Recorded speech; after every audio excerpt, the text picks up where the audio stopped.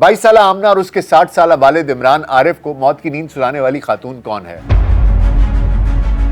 نتاشا دانش اگر نفسیاتی مریضہ ہے تو اسے برطانیہ میں ڈرائیونگ لائسنس کیسے جاری ہوا؟ کیا نتاشا دانش کو سزا ملے گی یا ایک مرتبہ پھر بااثر لوگ قانون کو بے اثر کرنے میں کامیاب ہوں گے؟ غریب کے خون کی قیمت اس دفعہ کیا ہوگی؟ مظلوم کے لیے انصاف کی راہ میں رکاوٹ کون؟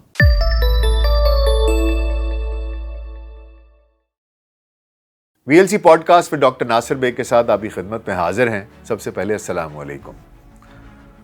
حکم یہ ہوا تھا کہ تم سے پہلی قومیں اس وجہ سے تباہ ہو گئیں کہ وہ انصاف نہیں کرتی تھیں۔ اور ایک اور قول ہے جو کہ حضرت علی کرم اللہ وجہہ سے منسوب کیا جاتا ہے کہ ظلم کی حکومت تو قائم رہ سکتی ہے لیکن ناانصافی کی نہیں۔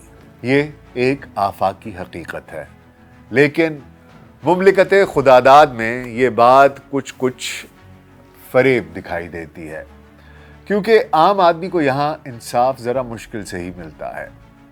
یہاں غریب کا خون ذرا سستا ہے۔ یہاں ہر بااثر قانون کو بے اثر کرنے کی طاقت رکھتا ہے۔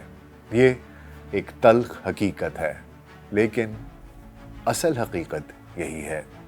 ماضی میں ایسی بیسیوں مثالیں ملتی ہیں، اور کراچی میں پیش آنے والا یہ اندوہناک حادثہ جو کہ کارساز حادثے کے نام سے جانا جا رہا ہے، اس ضمن میں ایک تازہ ترین اضافہ ہے۔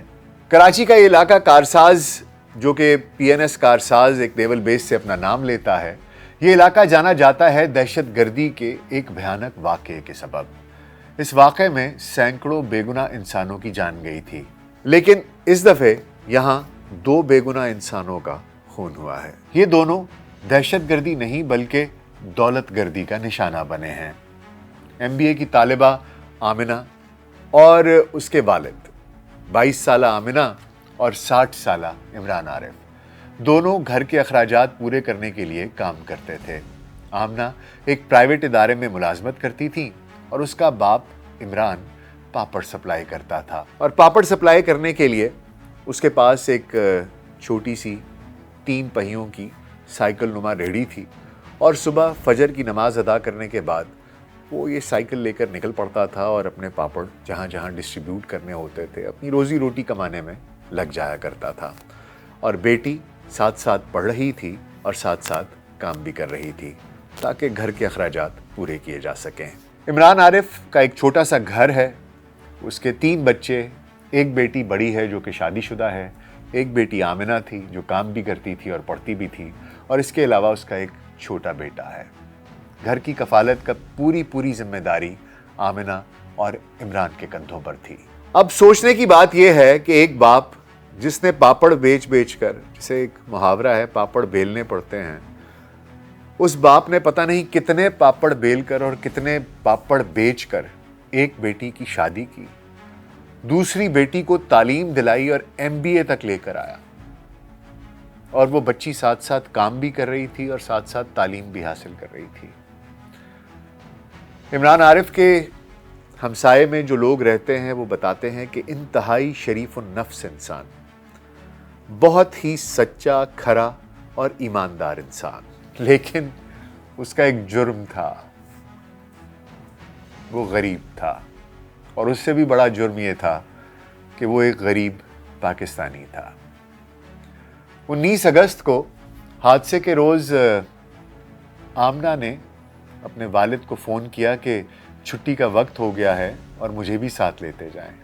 وہ دونوں موٹر سائیکل پر واپس اپنے گھر جا رہے تھے کہ پیچھے سے آنے والی دولت کے نشے میں چور ایک تیز رفتار لینڈ کروزر نے انہیں بے رحمی سے کچل ڈالا۔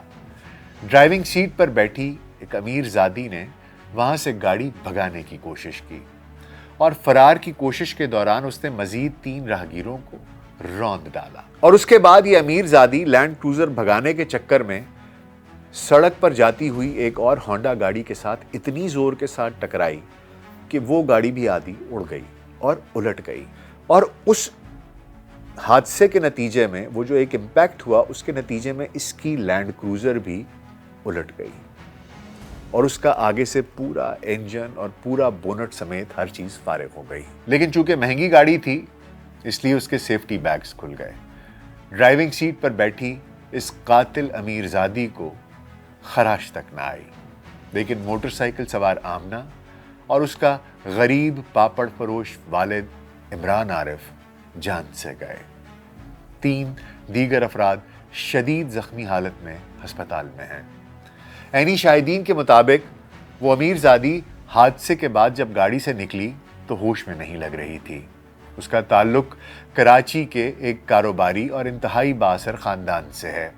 جی ہاں، وہ گل احمد انرجی لمیٹڈ کے چیئرمین دانش اقبال کی اہلیہ نتاشا دانش ہیں. گل احمد انرجی لمیٹڈ بیسیکلی ونڈ بیسڈ الیکٹریسٹی پروڈیوس کرتے ہیں اور ایک آئی پی پی ہے، وہی آئی پی پی جو میرا اور آپ کا خون چوس کر مال بنا رہی ہے. حادثے کے بعد جائے حادثہ پر جمع ہونے والے ہجوم میں شامل چند مشتعل افراد نے اسے موقع پر ہی جلانے کی کوشش بھی کی، لیکن پولیس بر وقت وہاں پہنچ گئی. پولیس اسٹیشن پر موجود کچھ لوگ جو کہ وہاں پر گئے تھے اس جائے حادثہ پر، وہ بتا رہے تھے کہ انہوں نے کچھ نوجوانوں کو وہاں پر دیکھا جن کے ہاتھ میں کولڈ ڈرنکس کی بوتلیں تھیں، شیشے کی بوتلیں تھیں جس میں کہ پیٹرول بھرا ہوا تھا. اور اگر پولیس وہاں پر بر وقت نہ پہنچتی تو عین ممکن تھا کہ وہ اس خاتون کو جائے حادثہ پر ہی جلا دیتے. لوگوں میں اس قدر غصہ تھا. ملزمہ پولیس کی تحویل میں آئی اور پھر قانون حرکت میں آ گیا. وہ قانون جو اندھا ہے، دولت کی چمک سے جس کی آنکھیں اکثر چندھیا جاتی ہیں. اس کیس میں بھی قانون کا برتاؤ ماضی سے مختلف نہ ملا. اتنی سرعت، اتنی عجلت، اتنی تیز رفتاری. وہ پولیس جو گھنٹوں مظلوم کی دادرسی کو نہیں پہنچتی ہے، اسی پولیس نے بالآخر ملزمہ کا طبی معائنہ کروا لیا. ڈاکٹروں نے صاف صاف لکھ دیا کہ ملزمہ نشے میں تو بالکل نہیں تھی. حادثے کے چند گھنٹے بعد ہی ملزمہ کو پہلی کلیئرنس مل گئی. دولت مند ملزمہ پر پہلا شک فوراً ہی رفع کر دیا گیا. لیکن جس طریقے سے وہ گاڑی سے نکلیں، جو ان کا رویہ تھا، اب یا تو وہ شراب کا نشہ تھا یا کسی اور چیز کا نشہ تھا، یہ تو مجھے نہیں پتا. لیکن ایک چیز کا نشہ مجھے یقین ہے کہ تھا، جو کہ سر چڑھ کر بول رہا تھا. وہ جس طرح لوگوں کو اشارے کر رہی تھیں اور جو ان کا غرور تھا، وہ یقینی طور پر دولت کے نشے میں تو ضرور تھیں. خیر، اب مرحلہ آیا ملزمہ کو حوالات سے نکالنے کا. یہاں امیروں کو کون سلاخوں کے پیچھے ڈال سکتا ہے بھائی؟ یہ ملک بنا ہی امیروں کے لیے ہے. ہمارے اندھے قانون کی ناک موم کی ہے. جیسے چاہو مروڑو، جدھر چاہو گھماؤ، اور پولیس سے بہتر یہ کام کون ہی کر سکتا ہے. شہر قائد کی پولیس ملزمہ کو فوری طور پر نفسیاتی معائنے کے لیے لے گئی. نفسیات کے ایک ماہر ڈاکٹر نے ملزمہ کو ابتدائی طور پر نفسیاتی عارضے میں مبتلا قرار دے دیا. ہسپتال میں اپنے زیر نگرانی بھی رکھ لیا. دن چڑھا، عدالت لگی تو پولیس پہنچ گئی جسمانی ریمانڈ لینے. لیکن ملزمہ کے بغیر نتاشا دانش کو عدالت میں پیش نہ کیا گیا. عدالت نے استفسار کیا تو پولیس نے کہا کہ جناح اسپتال کے ڈاکٹروں کا کہنا ہے کہ ملزمہ اس حالت میں نہیں کہ اسے عدالت میں پیش کیا جا سکے. پولیس نے ملزمہ کی ابتدائی میڈیکل رپورٹ پیش کی اور عدالت کو یہ بھی بتایا کہ ملزمہ کو ہسپتال داخل کرا دیا گیا ہے. ملزمہ کے وکیل نے عدالت کو بتایا کہ اس کی موکلہ نتاشا دانش پچھلے 5 سال سے نفسیاتی عارضے کا شکار ہے. ایسے مریض کو الگ تھلگ ایک وارڈ میں رکھا جاتا ہے اور اس کی حالت ایسی نہیں کہ اسے عدالت میں پیش کیا جائے. ایسے عارضے کا شکار اپنے ساتھ پیش آنے والے اکثر واقعات بھول جاتے ہیں. عدالت نے ڈرائیونگ لائسنس کا پوچھا تو پولیس نے بتایا کہ ملزمہ کے پاس برطانیہ کا ڈرائیونگ لائسنس ہے. جی ہاں، وہی برطانیہ جس نے ہم پر 1 صدی تک حکومت کی تھی. وہی برطانیہ جہاں قانون کی عملداری مسلمہ ہے. تو ایک نفسیاتی مریضہ برطانیہ میں ڈرائیونگ لائسنس حاصل کرنے میں کامیاب کیسے ہوئی؟ پہلا سوال تو یہی ہے. اور بالفرض محال اگر اس نے برطانیہ میں یہ ڈرائیونگ لائسنس اس وقت حاصل کیا تھا جب اس کا دماغی توازن درست تھا، تو وہ بگڑنے کی صورت میں یہ لائسنس ریووک کیوں نہیں کیا گیا؟ اس کو واپس کیوں نہیں کیا گیا؟ اسے استعمال کرنے کی اجازت کیوں دی گئی؟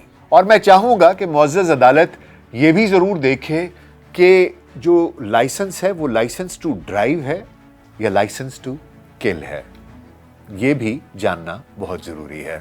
تو خیر، یہ تو تھی پہلے دن کی عدالتی کارروائی اور اس کا احوال۔ پولیس کی ابتدائی تفتیش کا احوال اس سے بھی گھناؤنا ہے۔ معاملے کی سرسری تفتیش کے بعد پولیس کو یقین ہو گیا کہ جب نتاشا دانش کی ٹکر آمنہ اور عمران کی موٹر سائیکل سے ہوئی تو وہ گھبرا گئی۔ اس گھبراہٹ میں اس کا پاؤں بریک کی بجائے ایکسلریٹر پر آ گیا، گاڑی نے رفتار پکڑ لی اور وہ سامنے کھڑی کار سے ٹکرا کر الٹ گئی۔ پولیس کا یہ یقین کس بنیاد پر ہے؟ غریب کا خون یہاں اتنا ارزاں کیوں ہے؟ قانون کب تک امیروں کے ہاتھوں پر یرغمال بنا رہے گا؟ یہ قانون، یہ پولیس، یہ عدالتیں آخر کب غریب کو، عام آدمی کو انصاف فراہم کریں گی؟ یہ سوال نہ جانے پاکستان میں کب سے اٹھتا آ رہا ہے اور اٹھتا رہے گا۔ جب بھی کوئی عام آدمی کسی امیر کی قاتلانہ غفلت کی بھینٹ چڑھے گا، جب ایسا ہوگا، تب تک یہ سوال ضرور اٹھے گا۔ یہ سوال اب ذرا زیادہ ہونے لگے ہیں۔ یہ سوال اب روز ہوں گے، کیونکہ وہی روایتی کھیل اب دوبارہ سے شروع ہو گیا ہے۔ عدالت نے نتاشا دانش کو 15 روزہ ریمانڈ پر جیل بھجوا دیا ہے۔ ابھی مقتولہ آمنہ اور اس کے والد کا کفن میلا نہیں ہوا۔ اس حادثے میں زخمی ہونے والے ابھی صحت یاب نہیں ہوئے، لیکن اب صلح، افہام و تفہیم، معافی تلافی، یہ سب باتیں شروع ہو چکی ہیں۔ پولیس ایک غیر مرئی دباؤ کا جال بننا شروع کر چکی ہے۔ غم سے نڈھال مقتولین کے لواحقین، مقتولین کے رشتہ دار، دوست احباب، محلے دار، عزیز رشتہ دار ایک کے بعد ایک دباؤ کے اس جال میں پھڑ پھڑاتے نظر آئیں گے، بے بسی کا ماتم کرتے دکھائی دیں گے۔ پھر ایک دن آئے گا، دیت طے ہو جائے گی۔ آمنہ اور عمران کے لواحقین بھرائی ہوئی آنکھیں، کپ کپاتے ہوئے ہونٹوں اور لرزتے ہوئے ہاتھوں سے دیت کی رقم قبول کر لیں گے، کیونکہ جانے والے تو چلے گئے، ان کو تو کوئی واپس نہیں لا سکتا، اور جو گئے وہ اس خاندان کے بس 2 ہی کفیل تھے۔ اس کی ماں اور اس کا چھوٹا بھائی کیسے گزارا کریں گے؟ گھر کیسے چلے گا؟ زندگی کیسے گزرے گی؟ جانے والا واپس تو آ نہیں سکتا۔ غریب کو سمجھایا جائے گا۔ بدلہ لینے کی نہ تو طاقت ہوتی ہے غریب میں، اور نہ ہی چاہ بچتی ہے۔ غریب صرف سروائیول انسٹنکٹ پر زندہ چل رہا ہوتا ہے۔ آج کا دن زندہ رہوں، کل کی کل دیکھوں گا۔ عدالت میں بیانات ہوں گے۔ مقتولین کے ورثاء دباؤ میں سر جھکائے کسی بھی دباؤ کے وجود سے انکار کریں گے۔ اس ناگہانی پر صبر شکر کر لیں گے۔ نتاشا دانش کو معاف کر دیا جائے گا۔ کیا آپ کو اس کہانی پر یقین نہیں ہے؟ مجھے تو یقین ہے کہ ایسا ہی ہوگا، کیونکہ جب کوئٹہ میں ایک بدمست ایم پی اے نے بیچ چوراہے میں ایک ٹریفک اہلکار کو روندا تھا، تب کیا ہوا تھا؟ جب ایک حاضر سروس جج صاحب کی بیٹی نے ایک محنت کش کو کچل دیا تھا، تو کیا آج تک مقتول کے لواحقین کو انصاف ملا؟ جب ایک اور ایم این اے کے بیٹے نے لاہور کینٹ میں ایک غریب نوجوان کو قتل کر دیا تھا، تب کون سا قانون اس کی بیوہ ماں اور بہنوں کو تحفظ دینے آیا تھا؟ جب اسلام آباد میں کشمالہ طارق صاحبہ کے خاندان کی ایک گاڑی کتنے لوگوں کو کچلتی ہوئی گزر گئی تھی، تب کتنوں کو انصاف ملا تھا؟ اور اب آمنہ اور اس کا باپ چلے گئے، لیکن ان کے اہل خانہ جو پیچھے رہ گئے ہیں، ان کو تحفظ چاہیے۔ جسمانی تحفظ، آبرو کا تحفظ، معاشی تحفظ، وہی دونوں کفیل تھے، کمانے والے تھے۔ وہ دن بھر محنت کرتے تھے تو پورا کنبہ 2 وقت کی روٹی کھا سکتا تھا۔ یہی وہ مجبوریوں کا دلدل ہے جس میں غریب گھٹنوں تک دھسا ہوا تھا۔ لیکن اب تو ماشاء اللہ جب سے مہنگائی ہے، بجلی کے بل ہیں، تو غریب اب گھٹنوں تک نہیں بلکہ گردن تک دھسا ہوا ہے، بس سانس لے رہا ہے۔ یہی وہ دکھ ہے جو مرنے والوں کا غم بھلانے پر مجبور کر دیتا ہے۔ یہی وہ سنگ دلی ہے جس کا مظاہرہ ہر بااثر ظالم ایک غریب مظلوم کے ساتھ کرتا ہے۔ اور یہی وہ بے حسی ہے، ہماری اجتماعی بے حسی، جو ہمارے انصاف کے ایوانوں میں دکھائی دیتی ہے۔ آخر کب تک؟ دراصل شریعت کی روح اور دیت کے اصل معنی بھی ہمارے ہاں بہت ہی موڑ توڑ کر پیش کیے جاتے ہیں۔ میرا سوال صرف اتنا ہے کہ کیا نتاشا دانش کے جرم کی سزا محض چند کروڑ روپے ہے؟ یہ رقم مقتولین کے لواحقین کے لیے شاید بہت بڑی ہو، لیکن گل احمد انرجی لمیٹڈ کے سامنے چند کروڑ کی اوقات کیا ہے؟ اتنے تو وہ شاید کیپیسٹی پیمنٹس کے 1 ہفتے کے ہی چارج کر لیتے ہوں گے، جس کی شاید وہ بجلی بھی نہ دیتے ہوں۔ ایک ایسا ادارہ جو بجلی کا 1 یونٹ دیے بغیر کیپیسٹی چارجز کی مد میں ہم سے ہر ماہ اربوں روپے ہتھیا لیتا ہے، اینٹ لیتا ہے، اس کے لیے چند کروڑ روپوں کی اوقات ہی کیا ہے؟ اگر ہماری عدالتیں ایک بار، صرف ایک بار مجرم کی اوقات کے مطابق دیت وصول کر لیں تو یقین مانیں کسی بااثر کو قانون کو بے اثر کرنے کی آئندہ جرت نہیں ہوگی۔ نتاشا دانش کو ایک ٹیسٹ کیس کے طور پر لیا جانا چاہیے تاکہ ہماری اشرافیہ کو غریبوں کے خون کی اصل قیمت کا ادراک ہو سکے۔ دراصل یہ جو اشرافیہ ہے وہ پنجابی کا ایک محاورہ ہے کہ مجھا مجھا دیاں پیڑاں ہوندیاں نے، یعنی کہ بھینسیں بھینسوں کی بہنیں ہوتی ہیں، کبوتر با کبوتر، باز با باز کے ہم جنس با ہم جنس پرواز۔